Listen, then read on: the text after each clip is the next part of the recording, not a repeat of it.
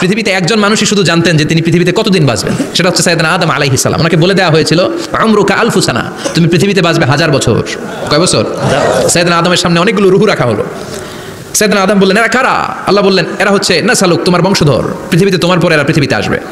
সাইয়েদনা আদম বললেন, আল্লাহ ওই যে একটা রূহ দেখা যায় এটার নাম কি? আল্লাহ বললেন, হাদা ইবনুকা দাউদ, এটা তোমার ছেলে দাউদ, সে দুনিয়াতে নবী হয়ে আসবে, তার ছেলে সুলাইমানও নবী হয়ে আসবে। সাইয়েদনা আদম বললেন, মাবুদ আমার ছেলে দাউদের কত বছর হায়াত আপনি দিয়েছেন? আল্লাহ বললেন, 40 সানা, মাত্র 40 বছর, 4 ইয়ার্স, 40 বছর তোমার ছেলেটা বাঁচবে। ও আল্লাহ, আমি বাঁচবো কয় বছর? তুমি বাঁচবে 1000 বছর। সুবহানাল্লাহ। সাইয়েদনা আদম বললেন, মাবুদ এত ফুটফুটে সুন্দর আমার ছেলে দাউদ মাত্র 40 বছর দিলেন কেন? জিদ মিন উমরিহি, বাড়ায়া দেন। কি করেন? সুপারিশ করতেছে পোলার লাইগা কে? বাবা।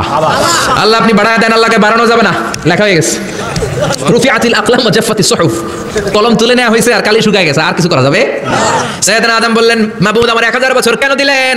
আমার এই সুন্দর ফুটফুটে ছেলেটারে মাত্র শুধুমাত্র 40 বছর কেন দিলেন? ও মাবুদ আমার 1000 বছরের দরকার নাই, আমার 1000 বছর থেকে 60 বছর আমি আমার ছেলেরে দিয়ে দিলাম। দাউদ আলাইহিস সালাম বাঁচবে 40 বছর, তো বাপ আদম যদি আরো 60 দেয়, 40 আর 60 মিলে কত হয়? 100। ভালো হিসাব বোঝায়, 100।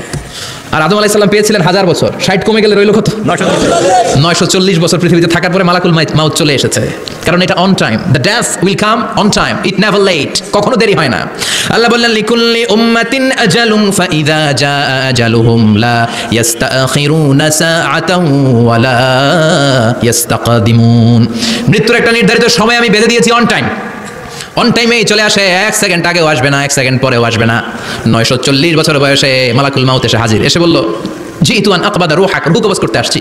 আদম আলাইহিস সালাম বললেন, রূহ কবজ করতে আসছো মানে? আমি বাঁচবো 1000 বছর। কয় বছর? মালাকুল মাউত বললেন, না না, ওই যে আগের কথা স্মরণ করেন, আপনি 60 বছর দিয়ে দিয়েছিলেন। কয় না, আমি দেই নাই, আমি আরো বাঁচুম, আরো 60 বছর পাওনা আছি, আমি দেই নাই। মালাকুল মাউত বললেন, আপনি দিয়েছেন? আদম বলে, দেই নাই।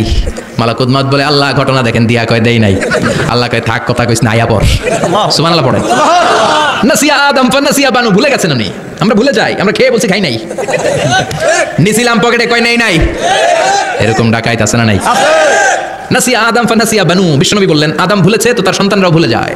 জাহাদা আদম ফাজাহাদাত যুররিয়াতু, আদম অস্বীকার করেছে, তার সন্তানরাও অস্বীকার করে। সেদিন থেকে আল কিতাব ওয়া শুহুদ, মানে লিখে রাখার সিস্টেম আর সাক্ষীর সিস্টেম চালু হয়েছে।